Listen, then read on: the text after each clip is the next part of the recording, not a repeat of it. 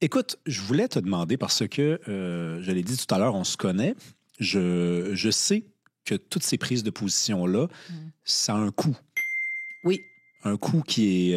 et là, je parle pas d'argent. Je parle d'un coût social. Je parle d'un coût même relationnel. J'aimerais ça que tu nous dises de quel coût il s'agit.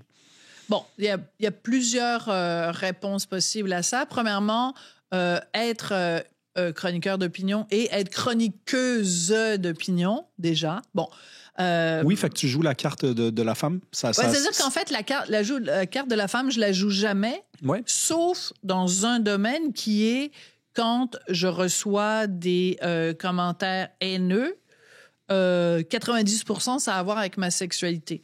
Alors que d'autres chroniqueurs d'opinion vont recevoir des commentaires haineux et personne ne va se préoccuper de ce qu'ils font avec leur bite. Alors que moi, manifestement, me faire traiter de mal baisé, me faire dire, c'est déjà arrivé, je vais te violer, je te souhaite de te faire violer. Ça, c'est des choses qu'on entend, nous, comme femmes, ou c'est déjà arrivé aussi, puis ça s'est retrouvé dans les tribunaux, quelqu'un qui trouvait rien de plus drôle à dire que j'avais du sable dans le vagin. Donc, j'ai des petites nouvelles pour vous. Je vérifie régulièrement mon vagin. Je n'y ai jamais trouvé de sable.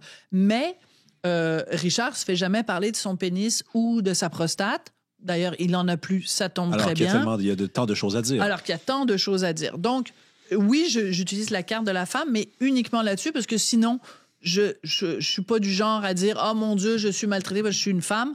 Non, je suis pas maltraitée parce que je suis une femme. Non, mais d'ailleurs, je suis maltraitée parce que je suis quelqu'un d'opinion, parce que les gens qui aiment pas mes prises de position, au lieu de dialoguer et de me répondre par des faits, vont me répondre par des insultes ou des mises en demeure ou des niaiseries comme ça. Donc, c'est pas ça. Tu m'as posé la question du coût, donc je veux y répondre. Il y a le coût pour moi, puis il y a le coût pour mon entourage. C'est-à-dire que, par exemple, moi, j'ai un fils de 17 ans. C'est pas toujours évident pour lui d'être le fils de l'un ou le fils de l'autre ou le fils des deux en même temps. C'est pas toujours évident. Et donc, on essaie quand même de le préserver. C'est pas toujours évident. Des fois, ça donne lieu à des situations rigolotes, des fois moins. Mais le coût, donc, c'est aussi que, par exemple, à un moment donné, avec Richard, on est dans un taxi. OK? Et on est un peu pompette. Il est tard le soir. On est dans quelle année à peu près, là? Il y a à peu près, attends, c'est facile à calculer, 5 plus 3, ça fait 8. Il y a 8 ans de 8 ça. Ans, OK. On est dans un taxi et on oublie une règle de base qui est, vu qu'on est des personnalités publiques controversées, on donne jamais notre vraie adresse à un chauffeur de taxi. On dit toujours, laissez-nous au coin de telle rue et telle rue. Et nous, après, on marche jusqu'à chez nous parce qu'on veut pas... Quand même, là. On veut pas... Ben oui, mais ça fait des années que c'est comme ça. On veut pas que les gens sachent notre adresse parce que on sait jamais. Et là, on est un peu pompette, donc on dit au chauffeur de taxi, on habite à telle adresse, tel numéro sur telle rue. On est dans le taxi et arrive le moment de payer. Le taxi nous laisse devant chez nous. Arrive le moment de payer et le chauffeur de taxi se retourne pour prendre ma carte de crédit. Et là, il voit que dans son taxi, il y a Richard Martineau et moi. Et là, il regarde Richard puis il lui dit « Toi, je te connais ». Il dit « Toi, t'es un salaud ». Puis là, il commence à déblatérer contre Richard. Et après ça, il se tourne vers moi et il dit « Toi, t'as marié ça ? T'as épousé ça? C'est tout ce que t'as trouvé à épouser, ça? C'est un salaud, ce gars-là. Toi, tu l'as épousé, t'es une salope. » Là, je dis, wow, qu'est-ce qui se passe? Et là, moi, je suis consciente tout ce temps-là que le gars, il connaît mon adresse. Oui. Donc, je lui dis, monsieur, soit vous vous excusez, soit j'appelle la police. De toute façon, je vous paye pas parce que vous n'avez pas d'affaire à vous comporter comme ça avec des clients. Donc, le gars dit non, je m'excuse pas. Je prends mon téléphone, j'appelle le 911. Il y a une voiture de police qui arrive. Et le monsieur, vu que moi, je disais, je refuse de vous payer, il appelle lui aussi le 911. Donc, il y a une autre voiture de police qui arrive.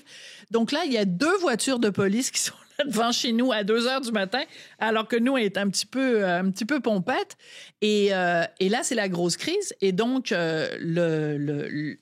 la policière qui prend ma déclaration, je lui dis, écoutez, monsieur, il m'a dit tel propos, etc. Donc, on a fait une plainte au bureau du taxi et tout ça.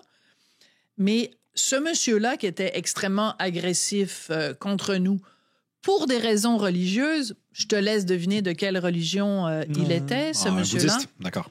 Encore un bouddhiste. Il connaissait notre adresse. Une semaine après, il y avait un poteau à vendre devant notre maison et nous avons déménagé. Mais je suis content que tu la racontes, cette histoire-là, parce que moi, tu me l'as raconté déjà lors d'un souper, puis quand je voulais que tu aies pas le courage, mais que tu aies la gentillesse de la raconter à tous les Québécois, parce qu'il y a des gens qui vont continuer de ne pas aimer ton travail, même après avoir entendu cette histoire-là, mais ces gens-là devraient se demander si on peut même souhaiter ça à son pire ennemi. Si tu es leur pire ennemi, ce que tu ne devrais pas être normalement, ils t'ont jamais rencontré.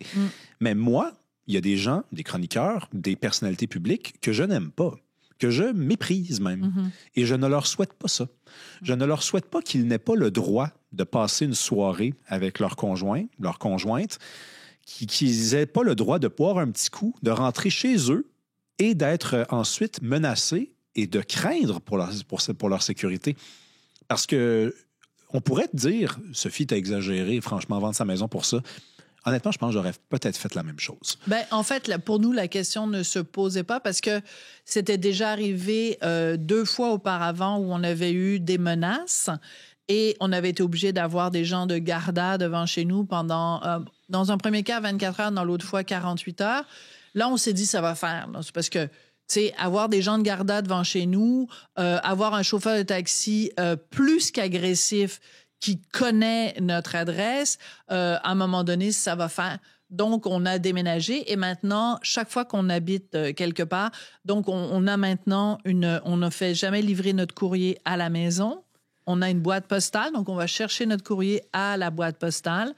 Pour que personne, moi je veux pas que, il y a des affaires, t'as pas le choix, ton permis de conduire, t'as pas le choix. Non, c'est ça. Mais tout le reste, c'est une boîte postale parce que je veux pas que les gens connaissent mon adresse et tous les endroits où on habite, soit il y a un gardien de sécurité, soit il y a un système de sécurité, soit il y a des caméras de sécurité, mais on ne peut pas se permettre ça parce que il y a des fous furieux, parce qu'il y a des gens dangereux.